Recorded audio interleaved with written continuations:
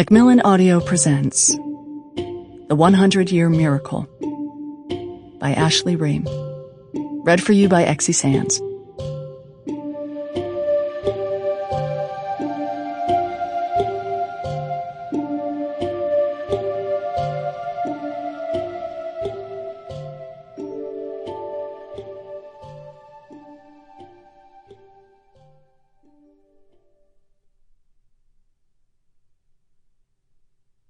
Prologue. The last day of the miracle.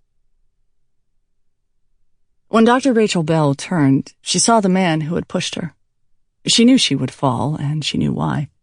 The certainty was oddly comforting.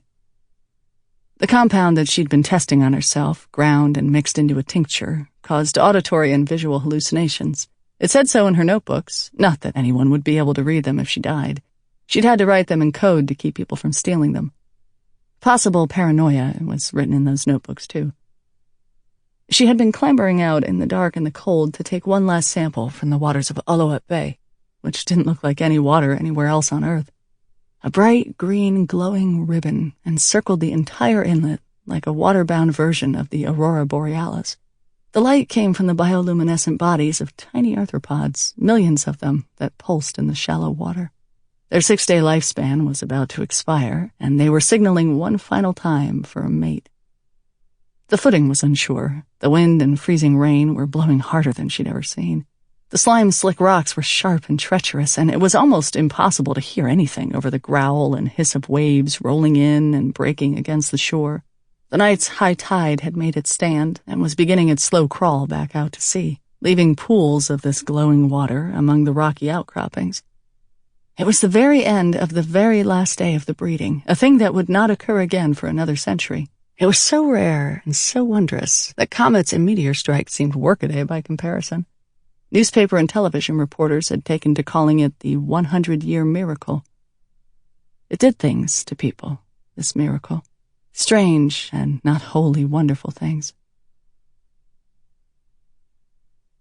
1. The first day of the miracle.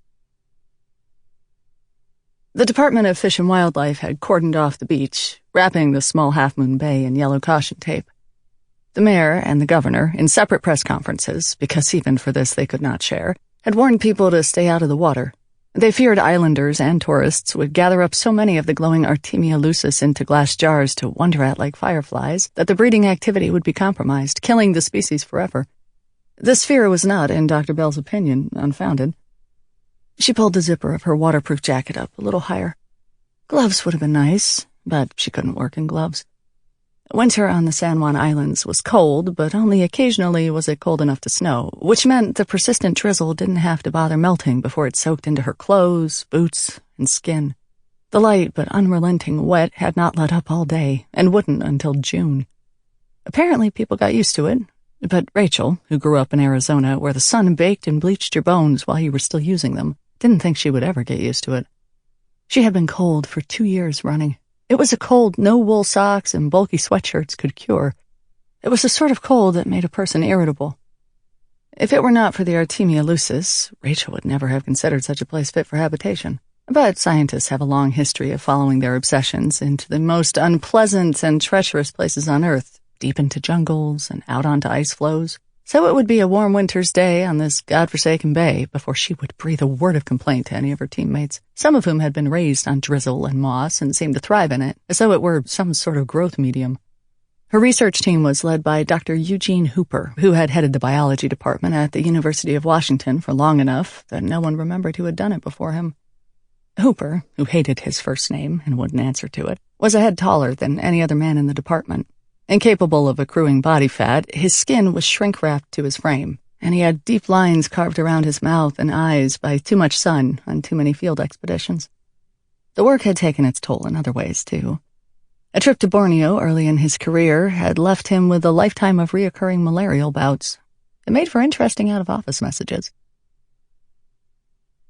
All of Dr. Hooper's seminars, office hours, and meetings are canceled this week due to feverish hallucinations. Thank you for understanding. Sample complete. Ready to continue?